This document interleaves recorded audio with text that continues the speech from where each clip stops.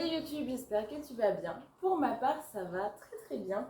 On se retrouve aujourd'hui pour une vidéo qui va être assez longue puisque je vais vous résumer, vous présenter mes meilleures lectures 2024. Évidemment, depuis début 2024, puisqu'on est à la mi-année, j'ai eu beaucoup de superbes lectures et j'ai dû n'en choisir que 10. Bon, en fait, j'en ai choisi 11 en réalité, mais c'est parce qu'il y en a une où j'ai pas réussi à me décider et comme c'est la même autrice, j'ai décidé de mettre ces deux livres en un. Et pour choisir ces lectures, j'ai sorti en fait tous les livres de ma bibliothèque qui pouvaient rentrer dans cette catégorie et j'ai décidé de ne mettre en valeur que les partenariats que j'ai reçus ou des livres dont on n'entend pas beaucoup parler, puisque vous vous doutez bien que sur 6 mois, étant donné que je lis beaucoup, il y aurait eu au moins 30 à 40 livres qui peuvent rentrer dans cette vidéo et c'est pas le but. Je vous conseille donc de prendre une petite boisson chaude ou une petite boisson froide selon la température qui fait chez vous, puisqu'on va rester ensemble pendant de longues minutes. Enfin, en tout cas, j'espère ne pas vous ennuyer au bout de quelques minutes seulement. Et je vais vous présenter mes meilleures lectures depuis 2024. En plus, je trouve que c'est idéal en plus de le faire à cette période puisqu'on est à peu près à la mi-année.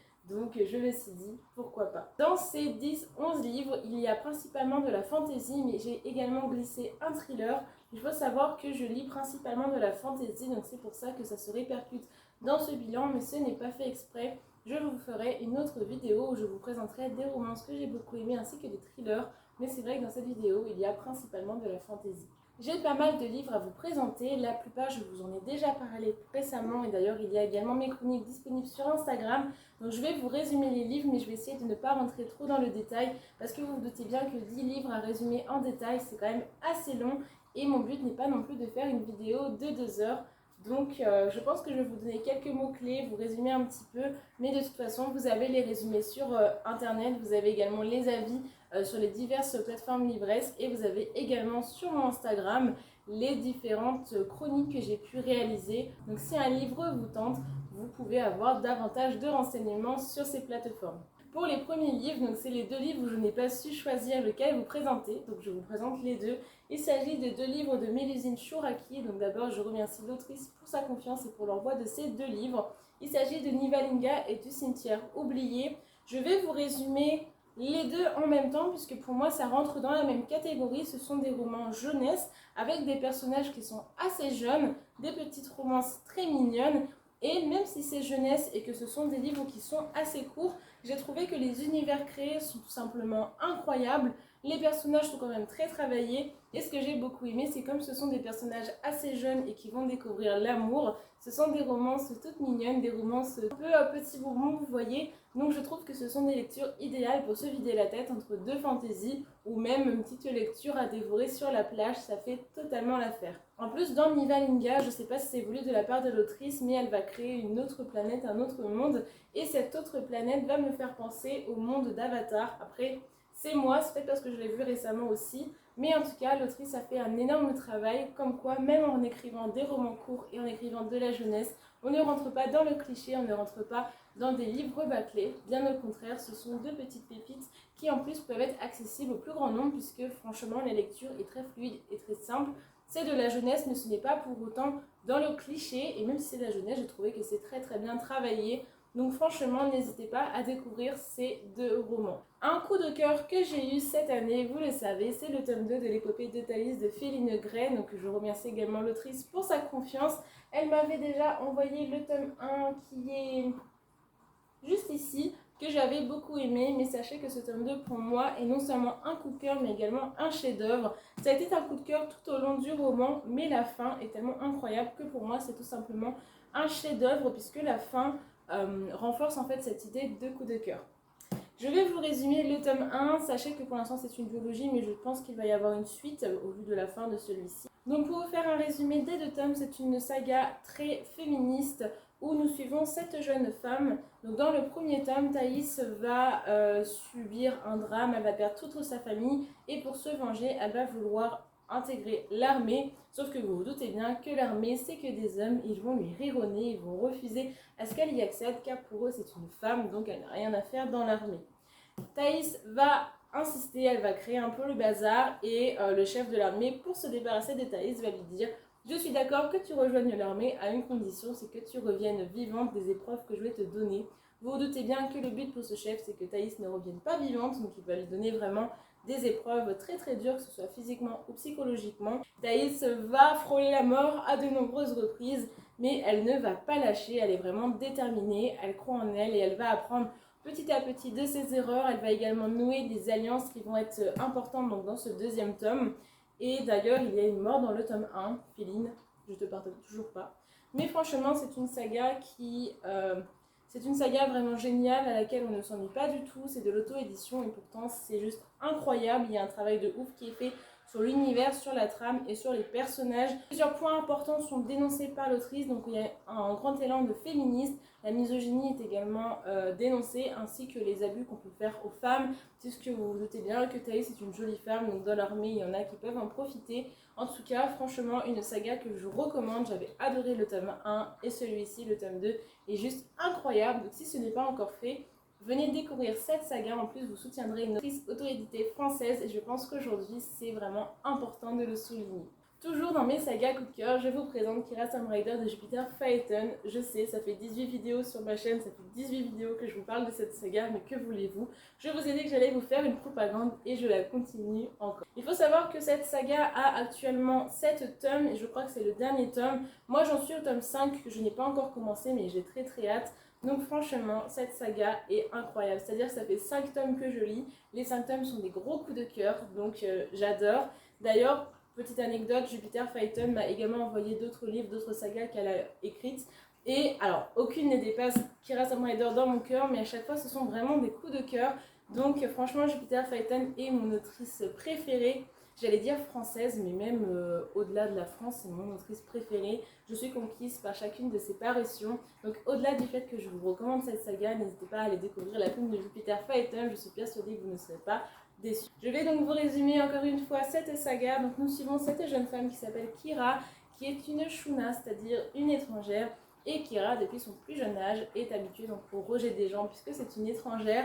Et elle rêve depuis petite d'un dragon. Elle va donc décider de rejoindre l'académie pour devenir chevaucheuse de dragons. Sauf qu'elle va devoir faire face à plusieurs obstacles. Par exemple le fait que ses coéquipiers, ses camarades veulent la tuer.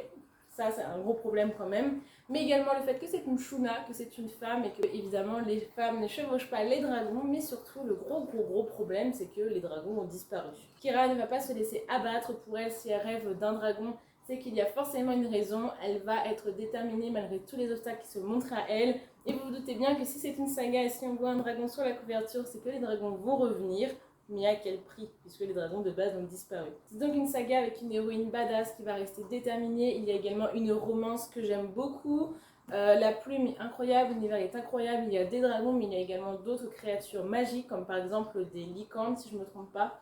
Donc franchement, venez découvrir cette saga qui pour moi en vaut largement le détour. Quand c'est des longues sagas, on prend le risque de ne pas aimer la suite et pourtant là je vais de coup de cœur en coup de cœur. Je n'aime pas du tout relire mes livres et pourtant c'est une saga que je lui relirai avec le temps, ça c'est sûr. Donc franchement, c'est The Saga qu'il faut que vous découvriez et également l'autrice qu'il faut que vous découvriez puisque c'est une autrice que j'affectionne beaucoup, qui a un énorme talent. Donc si ce n'est pas encore fait, vous savez ce qu'il vous reste à faire. Ce qui est bien, c'est que du coup, je suis en train de ranger en même temps. Et là, du coup, c'est mon étagère spéciale Service Press, à part celui-ci que j'ai acheté. Mais il faut savoir que j'ai plein d'autres Service Press. J'en ai mis en fait tout en bas de ma bibliothèque. Mais il va falloir que je m'achète une autre bibliothèque, je pense, spéciale Service Press. Parce que je suis un peu tatillon. Mais vous voyez, je trouve que ça fait pas beau parce que du coup, c'est pas les mêmes formats. Et surtout, j'en ai beaucoup trop. Parce que cette étagère qui est vraiment pleine, là, les livres, ils peuvent même plus bouger. L'étagère en bas, elle est vraiment pleine. J'ai commencé en fait à en mettre un peu partout et ça fait pas beau. Donc je pense que d'ici quelques temps, je m'achèterai une autre bibliothèque spéciale Service Press parce que avec le temps, j'en ai beaucoup qui arrivent. Là, j'en ai encore une quinzaine que je n'ai pas rangée. Ça commence à être compliqué. Donc oui, je pense que je me ferai ma bibliothèque poche comme celle qui est dans la chambre. Cette bibliothèque-là qui est dans la salle qui sera du coup ma bibliothèque avec les beaux livres. Et également, vous voyez des petits trucs. D'ailleurs, pourquoi j'ai mis ça là? Ça en fait c'est les petits goodies qu'on a avec les livres de Jupiter Phaeton. Voilà. Il faut également que je me fasse une étagère, justement une étagère Jupiter Phaeton. Et du coup sans doute une étagère, une bibliothèque spéciale Service Press. Mais bon, je m'égare, c'est pas le but, mais je pense que je vous ferai une vidéo où on achètera une troisième bibliothèque. Et là où je vais réorganiser tout ça. parce que cette bibliothèque, en plus ce qui est paradoxal c'est qu'il y a 2 bibliothèques, commence un peu à être en bazar. Pourtant je l'ai acheté il y a très peu de temps, donc il va falloir que je vois ça. Et si ça vous intéresse, du coup on le fera ensemble sur une vidéo YouTube ou sur un vlog TikTok, je verrai. Enfin bref, il nous reste quand même pas mal de livres, donc on retourne à nos moutons. Je vous présente ensuite La Vengeance de la Reine Pirate de Tricia Levenseller, publiée aux éditions Stardust. Il faut savoir que j'ai un partenariat à l'année avec cette maison d'édition. C'est une maison d'édition que j'adore vraiment et j'adore toutes leurs parutions. Je tiens à préciser que ce tome est un 3e tome, ça vient de la saga La fille du roi pirate, quelque chose comme ça. Mais personnellement, je n'ai pas lu les 2 premiers tomes. On m'avait dit que ça ne dérangeait pas, qu'on pouvait lire ce tome indépendamment, puisque c'est sur un personnage qu'on voit dans les 2 premiers tomes, mais c'est pas, voilà, c'est pas une suite à proprement parler. Par contre, attention, on m'a dit que ça spoilait quelques éléments, puisque c'est logique, ce tome se passe après du coup les 2 premiers tomes. Mais pour ma part, ça ne m'a pas dérangé. Après, si vous aimez lire les tomes dans l'ordre, celui-ci est un 3e tome. Mais je pense que je vais soit m'acheter, soit demander les 2 premiers tomes à la maison d'édition, parce que c'est vrai que j'ai commencé par le 3e tome, mais j'ai beaucoup aimé. Donc j'aimerais bien lire quand même les 2 autres tomes. Dans ce tome, en fait, nous allons suivre Sorinda, qui est la maîtresse d'armes, enfin la tueuse d'Alosa. Donc Alosa, en fait, c'est le personnage principal qu'on va suivre durant les 2 premiers tomes. Et celui-ci est plus concentré sur Sorinda, puisque Alosa va l'envoyer en mission avec un équipage pour retrouver des personnes qui ne sont jamais revenues, qui sont parties en expédition et dont on n'a plus de nouvelles. Dans cet équipage, il va y avoir beaucoup de femmes, mais il va également y avoir Kieran, ou Kieran, je ne sais pas comment on le prononce. Et Sorinda n'est pas du tout contente de travailler avec lui, parce que c'est un personnage qui l'horripile, elle le déteste, en fait, il l'énerve constamment, mais ils vont devoir s'allier puisque cet équipage va rencontrer divers obstacles. Ils vont d'ailleurs comprendre pourquoi l'autre équipage n'est pas revenu, et s'ils veulent survivre, Sorinda va devoir faire confiance à son équipage, ainsi que du coup à Kieran. Et mine de rien, cet événement va les rapprocher, et elle va se rendre compte que s'il l'agace autant, c'est peut-être que des sentiments se cachent derrière, mais je n'en dirai pas plus. C'est un roman que j'ai beaucoup apprécié parce qu'il faut savoir que je suis une grande fan de Tricia Levenseller. J'avais lu La Reine des Ombres et j'avais beaucoup aimé cette plume. C'est une plume pour moi qui se lit très très vite, mais surtout c'est un roman de fantasy maritime. J'adore la fantasy, mais c'est vrai que je lis rarement. D'ailleurs, je crois que j'en ai jamais lu. Je lis très rarement des romans avec de la piraterie et tout cet univers maritime, et pourtant j'ai eu un énorme coup de cœur et j'ai vraiment adoré. Donc c'est pour ça que je vous le présente dans cette vidéo fantasy maritime avec une romance mais qui arrive plutôt vers la fin. Enfin, elle ne prend vraiment pas toute la place. Une plume vraiment sympa, un univers maritime et tout ce qu'on peut adorer dans un livre. Donc franchement, je vous le recommande. Attention cependant, c'est un 3e tome, je tiens quand même à le rappeler. Je vous présente ensuite La Nécromancienne et le Vampire de Sonitage. Donc c'est un partenariat que l'autrice m'a envoyé. D'ailleurs, elle me l'a envoyé avec quelques goodies, notamment cette jolie montre. Et en plus, vous voyez quand on l'ouvre. Et franchement, j'adore les goodies comme ça. Et l'autrice en fait a justifié ce goodies parce que dans ce roman il y a du coup tout ce qui est vampire et nécromancie, donc c'est pour ça qu'il y a une tête de mort, mais également il y a une certaine course contre la montre. Donc moi je suis une grande fan de goodies, mais en plus quand il y a un rapport avec l'histoire c'est encore mieux. Donc franchement ce genre de choses j'adore. Il y avait également des petits bonbons, mais je ne peux pas vous les montrer parce que je les ai déjà mangés. C'était des bonbons, vous savez, avec les dents de vampire. Donc franchement, j'ai adoré. Donc nous suivons Lindsay, qui est une policière qui résout toutes ses enquêtes, qui est reconnue pour le fait qu'elle gère les plus grandes enquêtes à la perfection, mais elle est également beaucoup jugée. Il faut savoir que la police est un métier d'homme et elle a eu une relation avec un de ses anciens chefs, ce qui fait que la jalousie plus la misogynie des hommes, beaucoup vont dire que si elle a gravi les échelons, c'est grâce à ce coup d'un soir. Mais bon, c'est pas grave, elle ne va pas se laisser marcher dessus, elle croit en ses capacités, jusqu'au jour où elle va tomber sur une affaire assez morbide, assez spéciale, puisque le médecin légiste lui dit que c'est un vampire qui a causé la mort. Sauf que, évidemment, Lindsay ne croit pas aux vampires, mais c'est vrai que la morte a été totalement vidée de son sang, il n'y a pas de traces aux alentours. On a du coup la fameuse morsure avec les 2 petits trous.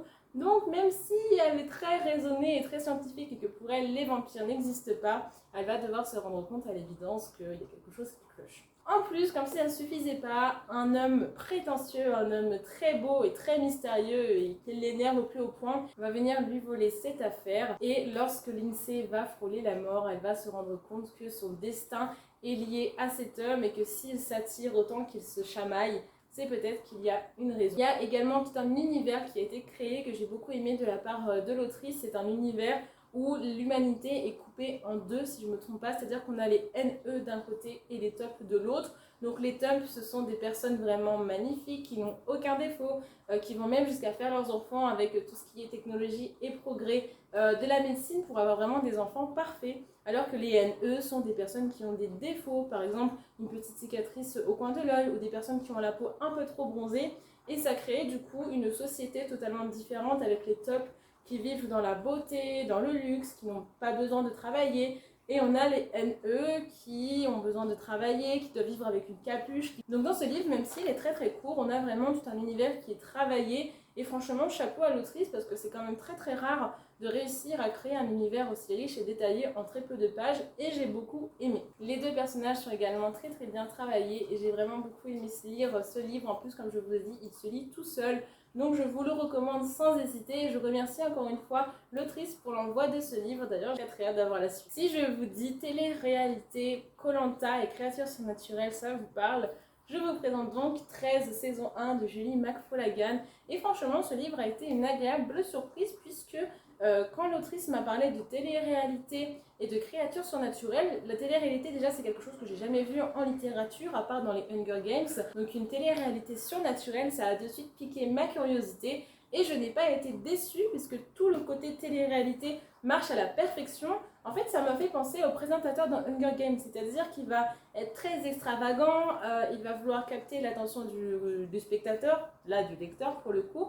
Et en fait, il va quand même faire des petites blagues macabres, mais surtout, il va alimenter les potins, puisque c'est de la télé-réalité, et il va alimenter un petit peu le feu qui règne sur l'île.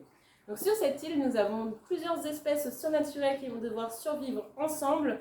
Nous avons donc une chamane, donc c'est pas forcément une espèce surnaturelle, mais ici, elle va vraiment avoir un rôle important. Nous avons les vampires, les loups-garous et les sorciers et sorcières. Et ce sont les fées qui organisent du coup ce jeu. Et on a aussi un petit gobelin, il me semble, ou un petit gnome, je sais plus. Un petit truc trapu là. Et d'ailleurs, j'ai beaucoup aimé les loups-garous dans ce livre. Je vais vous expliquer pourquoi. C'est que pour moi, un loup-garou, je trouve que les loups-garous sont beaucoup trop romantisés dans la littérature. C'est-à-dire que, par exemple, dans Twilight, les loups-garous, c'est des beaux gosses avec des abdos qui se transforment en loups-garous et tout. Mais vous savez, il manque cet aspect bestial, parce qu'il ne faut pas oublier que normalement, les loups-garous, c'est une malédiction et c'est un loup. Et un loup, c'est pas forcément un petit chat tout mignon, vous voyez. Et là, justement, nous avons dans ce livre des loups-garous bestiaux. C'est-à-dire que les loups-garous ne sont vraiment pas romantisés. Au contraire, il y a quand même une scène un petit peu choquante où on peut se dire mais ils sont brutaux, c'est pas bien ce qu'ils font. Mais en fait non, il ne faut pas oublier que les loups-garous sont des loups et ils réagissent avec leur instinct animal et il y a tout cet aspect malédiction. Donc c'est ce que j'ai vraiment beaucoup aimé dans ce livre et c'est la première fois que je trouve un livre qui, pour moi, présente les loups-garous comme ils le sont vraiment. Et d'ailleurs un gros bravo et un gros merci à l'autrice pour ce parti pris parce que, encore une fois, les loups-garous ici sont des loups. Et j'ai vraiment beaucoup aimé ce parti pris où on voit vraiment les animaux comme des animaux. Et il y a également tout un système de meute avec les omégas, les alphas et les bêtas, tout ça, qui pour moi amplifie cette idée de bestial, de malédiction. Parce que, encore une fois, les meutes de loups-garous, évidemment, on les retrouve partout, mais les rôles ne sont pas poussés, entre guillemets, à l'extrême. Là, le oméga, le bêta, le alpha, ils ont vraiment leur utilité et encore une fois, ce côté bestial. Et c'est ce que j'ai vraiment beaucoup aimé. Après, évidemment, les autres espèces sont bien évidemment travaillées, comme le sorcier et les vampires, mais pour moi, ça ne change pas de ce qu'on voit habituellement. C'est qu'ils sont bien travaillés, mais vraiment, les loups-garous, pour moi, je tiens absolument à le souligner. Et ce livre, en fait, est très original parce que, encore une fois, nous avons une télé-réalité surnaturelle, mais aussi avec les loups-garous, et c'est pour ça que, pour moi, il mérite vraiment beaucoup plus de visibilité. En plus, encore une fois, c'est un livre qui est assez court, la plume de Julia est très fluide, très agréable, donc c'est un livre qui se lit très très rapidement. Et vous vous doutez bien aussi que si c'est une télé-réalité et que ces espèces surnaturelles doivent survivre ensemble, il y a quand même des petits potins, de l'action, des mensonges et des trahisons. Et j'ai beaucoup aimé suivre un peu cette histoire et vraiment à la place du spectateur et se demander ce qui va se passer. Sachant qu'il y a une taupe dans ces espèces surnaturelles et il va y avoir beaucoup d'enjeux et beaucoup de choses que les fées en organisant ce jeu n'avaient pas vu venir. Il va y avoir de nombreux dangers et en fait c'est vraiment une course contre la montre qui va se faire également sur l'île.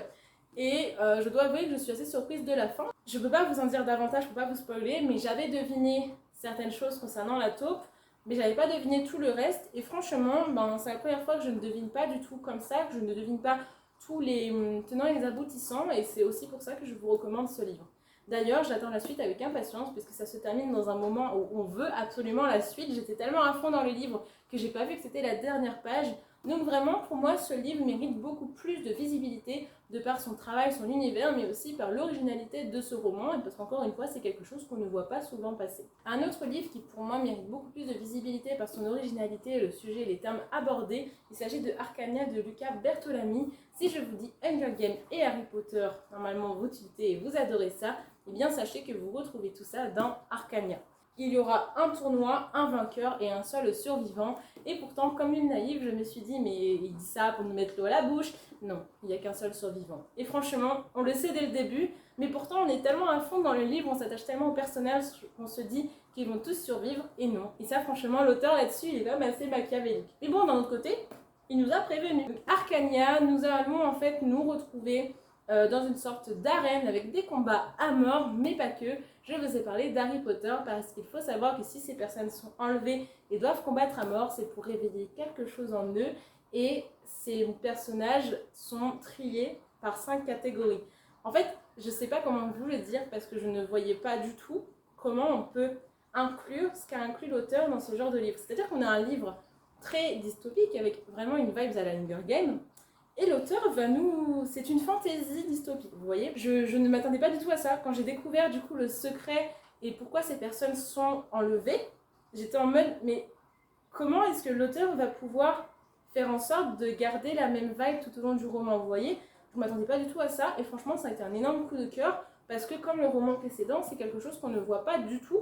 Enfin, le côté Hunger Games, oui, mais ce côté fantasy qui est rajouté, je ne l'ai jamais vu auparavant et encore une fois, je n'ai rien vu venir.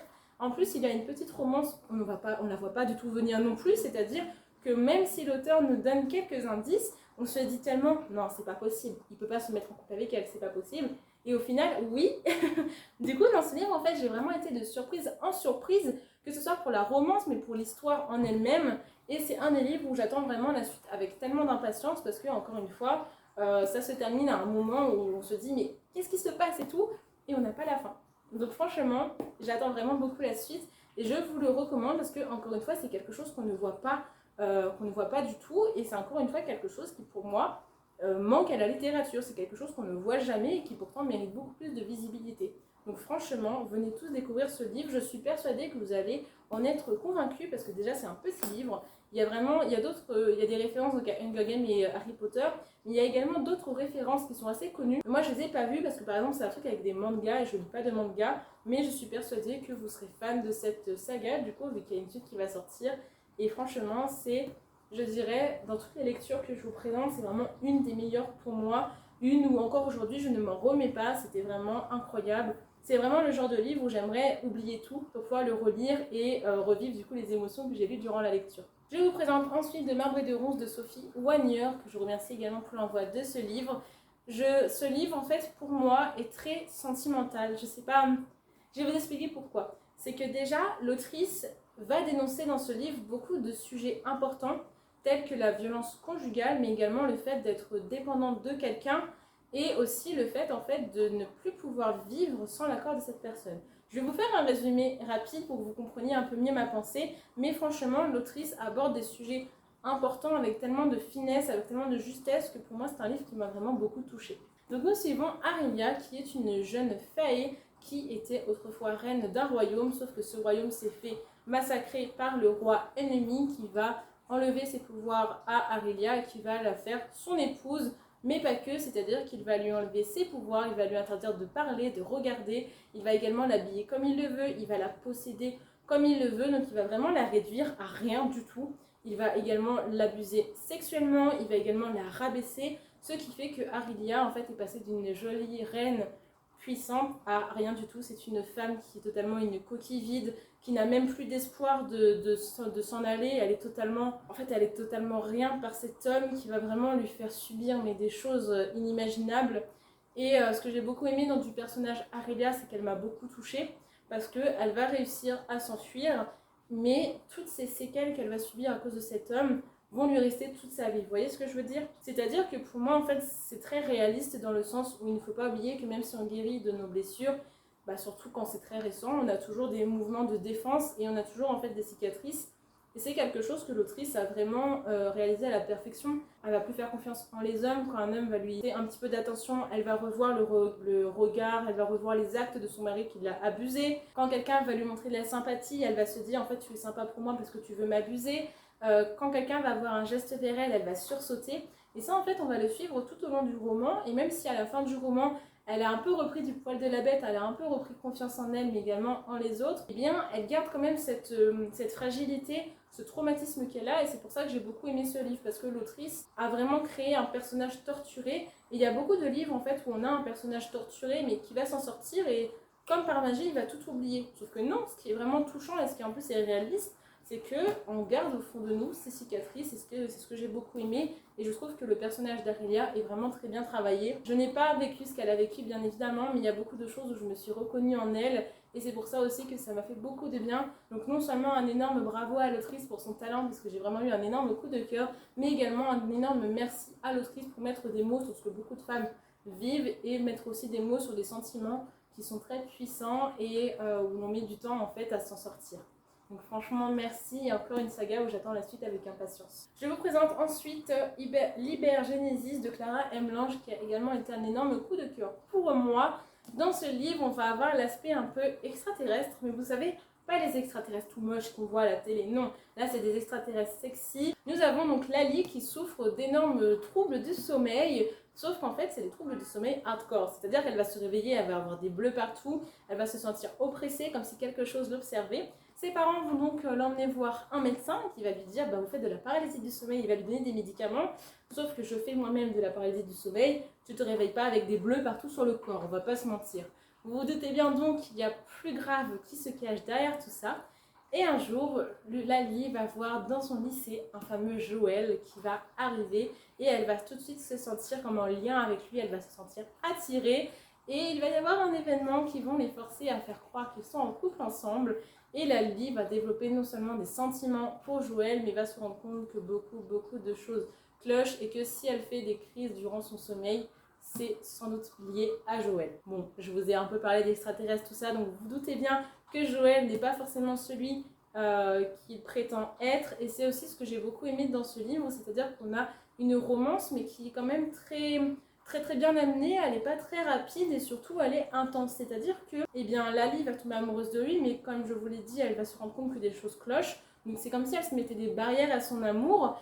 Et en fait Lali est un personnage qui réfléchit beaucoup, et j'ai beaucoup aimé suivre ses interrogations, c'est-à-dire que la romance, on va comprendre qu'elle se méfie, et ça c'est tellement rare de le lire justement dans les romances de nos jours, que encore une fois j'ai beaucoup aimé cet aspect en fait très réaliste. Encore une fois, j'adore le réalisme en fait dans les sentiments. D'ailleurs, je trouve que le personnage de Lali est très bien travaillé, celui de Joël aussi, et encore une fois la trame est passionnante, je ne me suis pas ennuyée un instant. C'est quand même un gros bébé, et pourtant je l'ai lu très vite. Je remercie du coup encore une fois Clara M. Lange pour l'envoi de ce livre, j'attends également avec impatience la suite. Pour finir, je vous parle du coup du roman un peu thriller que je vous ai parlé. Il s'agit de La Cage de Emma Segas aux éditions Ozu. Il faut savoir que j'ai fini de lire ce livre hier ou avant-hier, et c'est un livre qui m'a remué. C'est un livre en fait je ne sais pas quoi en penser, donc je vais essayer de vous le résumer au mieux. Mais en fait là où c'est compliqué, c'est que je ne peux pas vous le résumer puisque ça spoilerait en fait l'élément phare de ce livre. Je sais qu'il y a eu beaucoup d'avis négatifs sur ce livre et de gens qui l'ont abandonné. Donc d'un autre côté, moi je vous conseillerais de vous faire votre propre avis, puisque au début, il est vrai que j'ai compris les gens qui ont abandonné, puisqu'en fait les gens ont abandonné parce qu'ils trouvaient ça trop long et ils ne comprenaient pas où l'autrice voulait aller. Et je suis d'accord qu'au début, je ne savais pas du tout ce qui allait se passer. J'étais vraiment perdue et j'étais en mode, mais c'est vrai que on est à 250 pages, je ne comprends pas ce qui se passe. Parce que c'est quand même un livre qui fait un peu moins de 500 pages. On ne sait véritablement que le secret aux alentours des 300 pages. Donc je comprends que ces personnes ont été déstabilisées parce que pendant 300 pages, on ne sait pas ce qui se passe. Mais d'un autre côté, moi, je suis allée jusqu'au bout et franchement, je trouve que la fin, en fait, ce qui se passe, mérite qu'on lise ce livre. Puisqu'en fait, ce qui se passe, vous ne pouvez pas l'imaginer. C'est-à-dire qu'il va y avoir plusieurs théories, mais vous êtes à des années-lumière de ce qui se passe réellement. Je vais quand même vous résumer le livre parce qu'on est là pour ça de base. Nous suivons donc Eléa qui va se réveiller dans une chambre qui n'est pas la sienne, dans des habits qui n'est pas les siens, avec 5 autres femmes, sauf qu'une de ces femmes ne se réveillera jamais. Elles vont très vite comprendre qu'elles ont été enlevées, que les ravisseurs les observent, puisqu'ils les nourrissent avec des sortes de trappes qui leur apportent la nourriture. Elles vont se rendre compte également qu'elles peuvent être droguées puisqu'elles s'endorment toutes à la même heure, elles se réveillent à la même heure. Enfin, beaucoup de choses qui vont les alerter.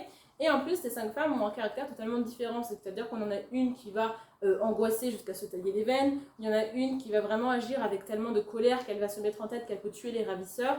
Et en fait, j'ai beaucoup aimé donc ce panel de femmes qui sont totalement différentes et qui, en fait, ont des réactions certes extrêmes, mais je me dis que si on était à leur place, on ne sait pas comment on réagira. C'est-à-dire qu'elles sont tellement dans une situation extrême et de peur que peut-être qu'on réagirait comme elles. Et c'est ce que j'ai beaucoup aimé, qu'elles n'ont pas du tout le même caractère et elles n'ont pas du tout la même façon de réagir. En fait, je trouve que chacune des personnages est très bien travaillée. Elles ont chacune également leur théorie, mais encore une fois, aucune n'est la bonne. C'est-à-dire qu'on va vous parler d'enlèvement d'extraterrestres, de rançon, de chantage, et pourtant c'est pas du tout ça. Et sincèrement, pour deviner la raison, pour moi c'est pas possible. C'est pas une raison, déjà c'est pas une raison fantastique, il n'y a pas de magie là-dedans, vraiment.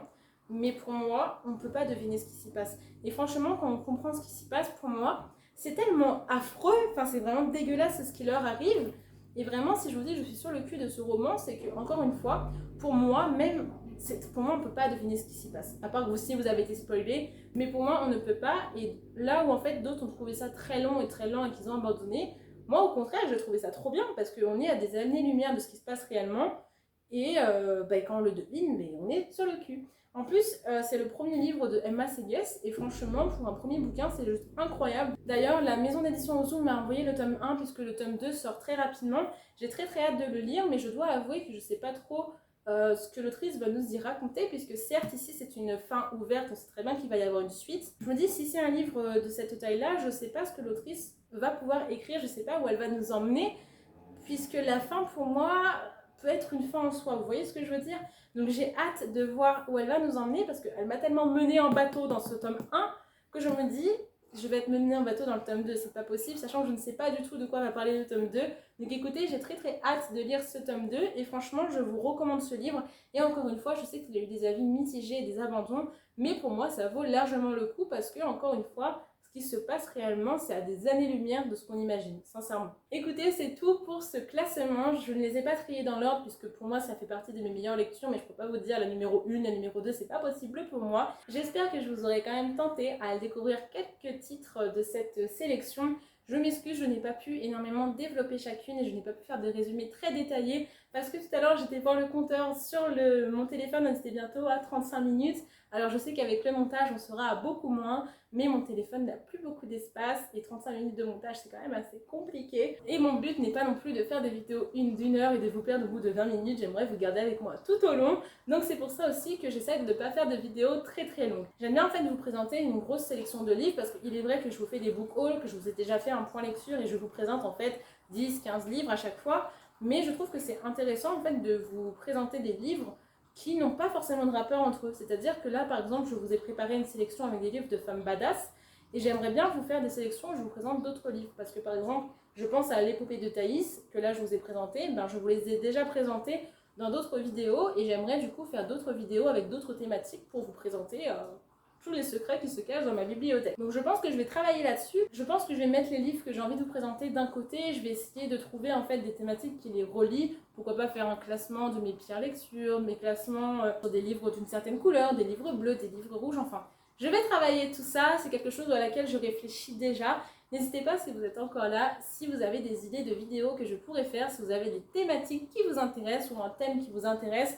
Par exemple un thème spécial vampire, un thème spécial loup-garou, ça peut être sympa, sachant que j'ai beaucoup de vampires dans ma bibliothèque. En tout cas, je m'arrête là pour cette vidéo qui est très longue, sachant que je m'éparpille encore une fois dans mes idées de vidéos. En tout cas, pour ma part, j'ai été vraiment ravie de vous la tourner, même si j'ai très mal aux jambes à rester autant de temps debout et à parler non-stop. J'espère qu'elle vous aura plu tout autant, n'hésitez pas à me le faire savoir en commentant ou en laissant un petit pouce bleu.